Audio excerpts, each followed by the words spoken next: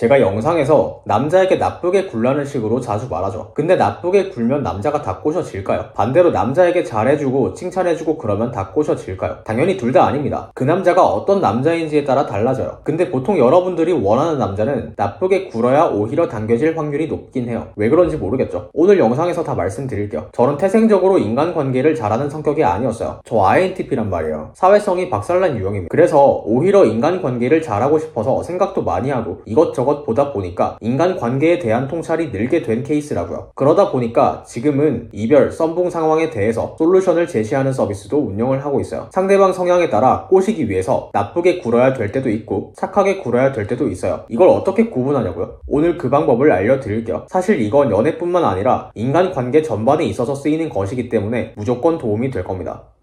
첫 번째, 쓰레기를 주지 마세요. 다시 말할게요. 쓰레기를 주지 마시라고요. 여러분이 사실 그 남자에게 쓰레기를 주고 있다고요. 뭔 비둘기 짖는 소리인가 싶죠. 근데 이걸 알아야 돈과 시간과 에너지를 낭비하지 않고 그 남자를 꼬실 수 있게 됩니다. 잘 보세요. 쓰레기를 주는 게 뭔지 비유를 통해 설명드릴게요. 예전에 책에서 그런 걸 본 적 있어요. 해외에 솔방울을 파는 사업이 있는 거 아세요? 솔방울을 주워다가 팔아서 돈 버는 사람들이 있어요. 그걸 돈 주고 누가 사나 싶죠. 근데 해외 어디에 솔방울이 되게 귀한 지역이 있단 말이에요. 거기 사람들에게 파는 거죠. 그 사람들에게는 솔방울이 가치가 있죠. 쉽게 볼 수 없는 거라서 관상용으로 사나봐요. 반면에 소나무가 많은 곳에 사는 사람들에게 솔방울을 주면 어때요? 이건 쓰레기가 되죠. 왜? 이미 주위에 널려 있거든요. 그냥 집 밖에 나가면 길바닥에 떨어져 있는데 그거 받아서 뭐 하겠어요? 받아봤자 쓰레기밖에 더 되겠냐고요. 남녀 관계도 마찬가지예요. 여러분이 그 남자에게 주는 태도 역시도 쓰레기를 주는 거랑 똑같을 수 있다고요. 여러분이 원하는 그 남자 있죠. 그 남자가 어떤 남자인지 잘 생각해 보세요. 원래 이성에게 인기가 좀 있을 것 같다 라고 해볼게요. 그럼 그 남자에게 뭐 칭찬을 하고 인정해주고 이러면 좋을 것 같아요. 이게 방금 사례에서 소나무가 많은 곳에 사는 사람에게 솔방울을 선물하는 거랑 똑같아요. 칭찬과 인정은 이미 그 남자가 많이 듣기 때문에 아무 의미도 없는 쓰레기를 주는 거랑 똑같다고요. 얼굴이 이쁘면 상관없어요. 그래서 이쁘세요. 얼굴 하나로 그 남자를 가지고 놀 정도가 되세요. 그럼 마음대로 하시면 돼요. 근데 그게 아니면 오히려 좀 나쁘게 구는 게 그 남자에게 효과적이라고요. 왜? 그 남자는 자신에게 나쁘게 구는 여자가 익숙하지 않거든요. 쉽게 접하지 못하는 걸 줘야 좋은 선물이 되겠죠. 이미 집에 10개쯤 있는 걸 주면 그게 선물이에요? 쓰레기지. 자, 이거를 남자에게 무조건 나쁘게 굴라는 소리로 받아들이진 않겠죠. 혹시 그렇게 알아들으셨으면 제발 평소에 책 좀 읽으세요. 무조건 나쁘게 굴라는 말이 아니라 그 남자에게 부족한 걸 찾아서 주라고요. 그 남자에게 넘쳐나는 건 주지 말라고요. 줘봤자 안 고마워한다고요. 평소에 이성에게 인기가 많고 잘해주는 여자가 많은 남자에게는 자신을 인정해주지 않는 여자가 부족해요. 여러분이 그런 여자가 되셔야 오히려 그 남자에게 선물 같은 존재가 된다고요. 남자가 기분 나빠하지 않냐고요? 네, 맞아요. 기분 나쁜 감정을 좀 주라고요. 좋은 감정만 주려고 하지 마세요. 좋은 감정만 주려고 노력하는 여자는 그 남자 주위에 이미 많다고요. 그래서 나쁜 감정을 가끔 섞어서 주는 여자가 오히려 귀해 보이고 가치가 높아 보인다고요. 이 정도 말했으면 알아들었겠죠. 반대 케이스도 있겠죠. 평소에 이성 경험이 많이 없고 여자에게 인정받을 일이 별로 없는 남자다. 이런 경우면 그 남자에게 칭찬과 인정을 해주고 잘해주는 것만으로도 여러분은 그 남자에게 선물 같은 존재가 된다고요. 되게 간단한 논리 아닌가요? 수요와 공급 법칙 뭐 그런 거라고 생각해도 되겠죠. 그 남자의 수요를 파악하고 나서 거기에 맞는 걸 공급해야 된다는 소리죠. 보통 여러분이 먼저 마음에 들어하는 남자면 원래 여자들에게 인기가 좀 있는 남자일 확률이 높아요. 그래서 자꾸 영상에서 나쁘게 구는 전략을 주로 말씀드리는 거긴 한데 실제로는 남자가 어떤 남자인지에 따라 나쁘게 굴면 안 되는 경우도 있다는 거죠. 그러니까 그 남자의 연애 경험이 어떨지를 유추해 보세요. 뭔가 이성에게 상처가 많을 것 같다. 이 남자는 인정과 존중이 필요한 사람이다. 그러면 이 남자에게 나쁘게 굴지 마세요. 반면 이 남자가 뭔가 지잘난 맛에 사는 사람이다. 그러면 좀 나쁘게 대하세요. 차라리 그렇게라도 해야 머리에 여러분이 남게 된다고요.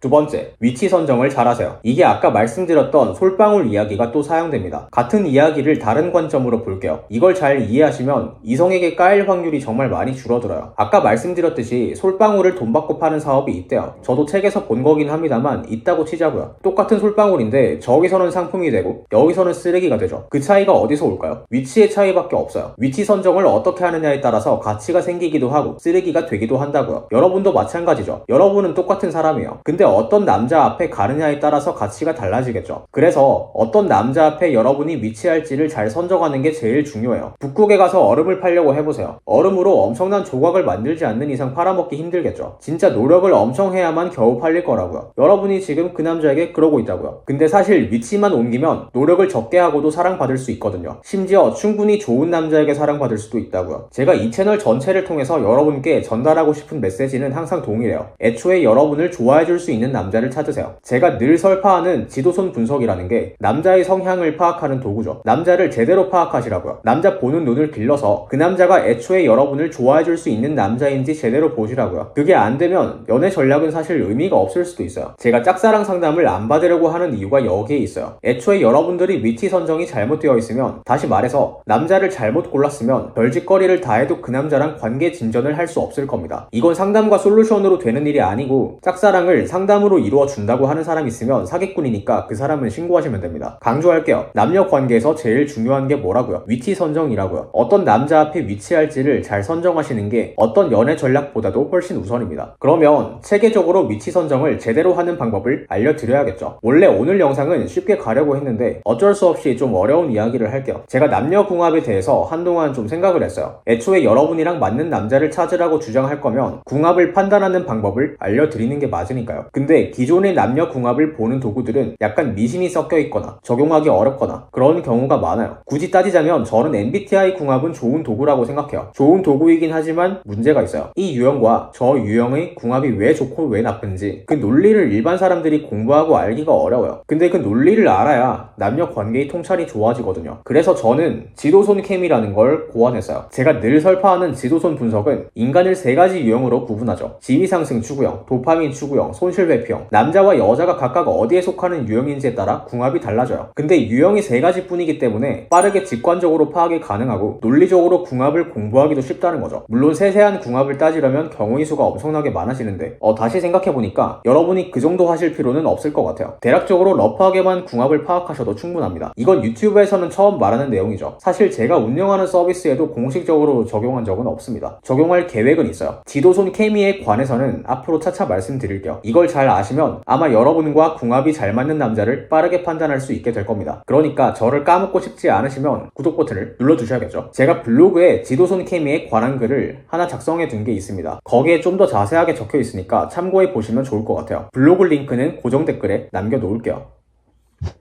자, 정리를 해볼게요. 남자에게 까일 확률이 거의 없어지는 방법. 첫 번째, 쓰레기를 주지 마세요. 상대방이 필요한 걸 줘야 선물이라고 하고 이미 넘쳐나는 걸 주면 그건 선물이 아니라 쓰레기라고 했죠. 물건뿐만 아니라 태도 역시도 마찬가지라고 했습니다. 상대방이 어떤 사람인지에 따라 잘해주는 태도를 취할지 좀 나쁘게 구는 태도를 취할지 잘 선택해야 한다고 했습니다. 두 번째, 위치 선정을 잘하세요. 똑같은 물건이어도 위치가 어디냐에 따라서 상품이 되기도 하고 쓰레기가 되기도 한다고요. 여러분도 마찬가지로 어떤 남자 앞에 위치할지를 잘 선정하셔야 사랑받는 여자가 된다고 했죠. 이걸 여러분들이 잘하게 도와드리기 위해서 제가 지도손 캠이라는 걸 고안했는데 차차 말씀드린다고 했습니다. 고정 댓글에 블로그 글을 참고해 보세요. 오늘 내용은 어떻게 보면 당연하지만 많은 사람들이 놓치고 있을 법한 내용들이었다고 생각해요. 잘 참고하셔서 좋은 연애 하시길 바래요. 시청해 주셔서 감사하고 좋은 하루 되세요.